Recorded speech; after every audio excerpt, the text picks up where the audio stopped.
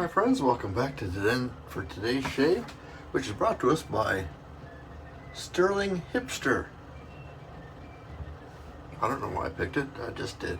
It was in the cabinet here, and the razor today is this one. This is kind of one of my favorites. This is a Henckel from the Henckel Twin Works. It's an 81, and this is the razor that started it all for me.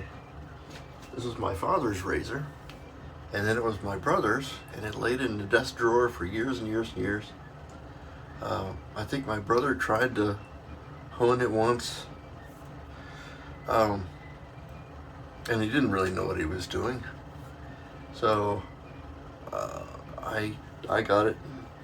I didn't have the right. I had a little barber hone, little carborundum thing. I got it kind of done, and then about 10 years ago, I got serious into shaving, and this is one that I really enjoyed using. And I still do, I just don't get it out as much as maybe I should.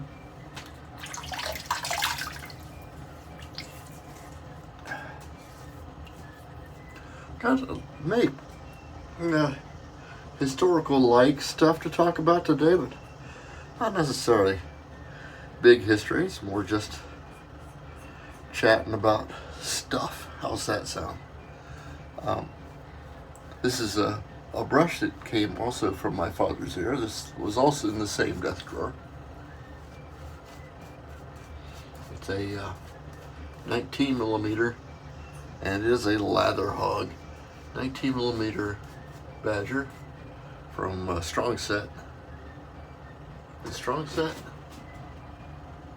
Yeah. I reset the knot.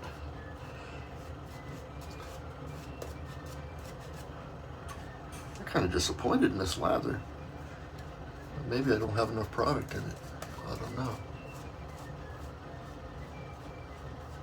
Mostly I'll just blame it on the equipment. It's not the soap's fault, because Stirling soaps are incredible. Let's just put a little bit more on there. I hope I don't fall on my face with this shave, but you know, you never know. It's like why people go to NASCAR races, to see the race, or they go to see the wrecks.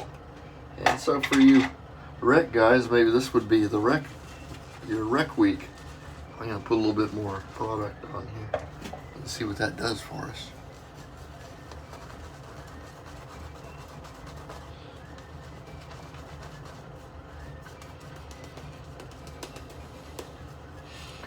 It's a real floppy little brush too. I've been using a lot of synthetics here lately. I just find I'm reaching for them a lot more.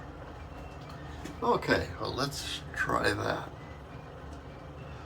The last time we talked about Apollo 11, you know, they were only on the moon for one day maybe. And then they came home, but 18 hours or something like that. They weren't on the moon very long. And that's, you know, because they're landing in basically just a little box. You can only have so much life support in a tiny little lifeboat kind of a thing. And they used that same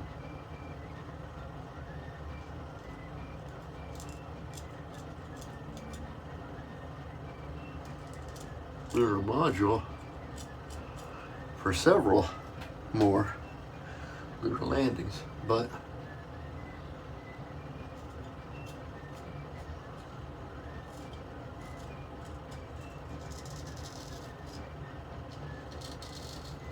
it was quite an undertaking. Now, what else are we thinking about? Well, not much going on in Revolutionary War time. Other than setting things up. And you know, it's a big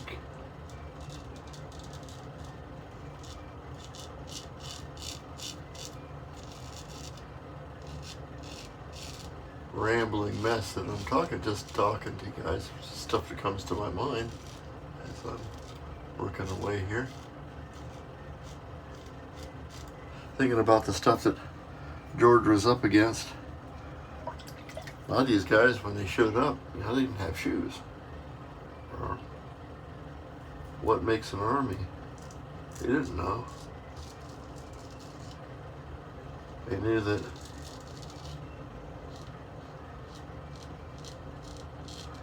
we were up against the British, but they didn't really know much other than that, so they showed up.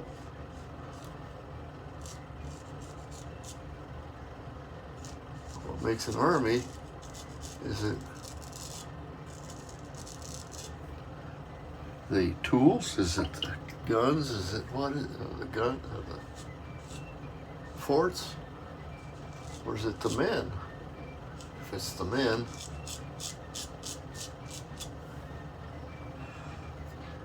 harken back to a rather long and tedious lecture that I remember back in my Army days. They talked about what made, when it comes down to it and you're fighting, you got all your friends there you're with, and that's who you're fighting for. You don't want Bob to get shot and killed. You're shot with each other. It's kind of a team thing. And when you think about teams, think about uniforms. Because when you all look the same, it makes it also easier to know who you're supposed to shoot at.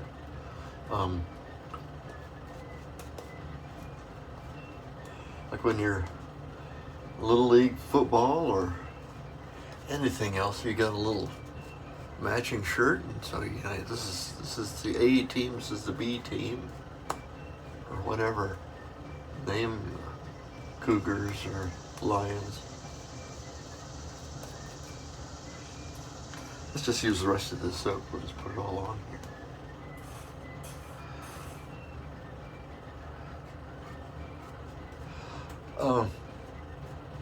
But at the time, they didn't have uniforms yet. A lot of them didn't even have shoes yet. So that was a big undertaking. Poor George had to get his team, because he didn't do it himself, but he did have his administrative team, headquarters company,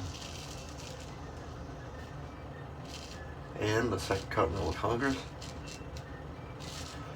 getting uniforms made, finding shoes,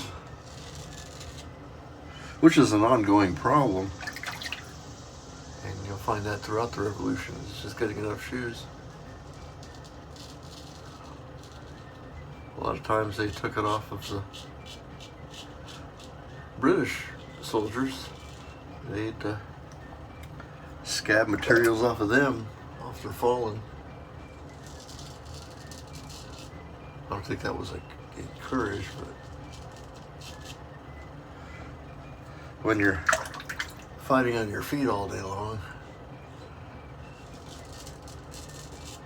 and you find some equipment you can use, make use of it. That's just how it works.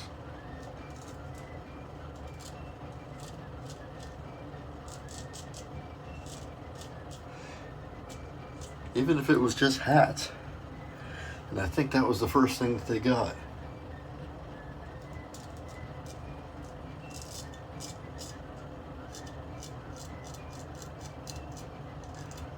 Or so the story goes, they were able to get them a bunch of hats so that at least they're wearing something that's all the same.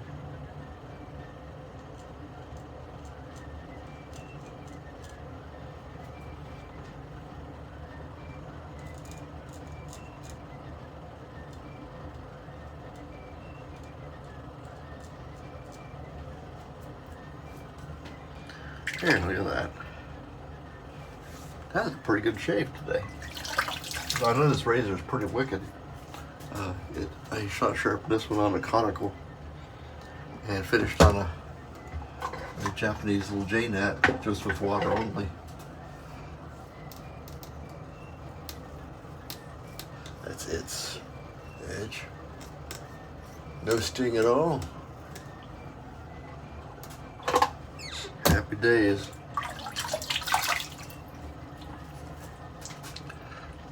Well, thank you so much for taking the time to be with me this morning. I know I didn't have a whole lot to chatter about, just stream of consciousness, because, well, there's going to be lags in history. Things happen. There's days between, and we don't. This is the aftershave. Things that don't get recorded. So there might have been history happening today on the 22nd of July. What kind of things do you guys come to mind when you think of this date?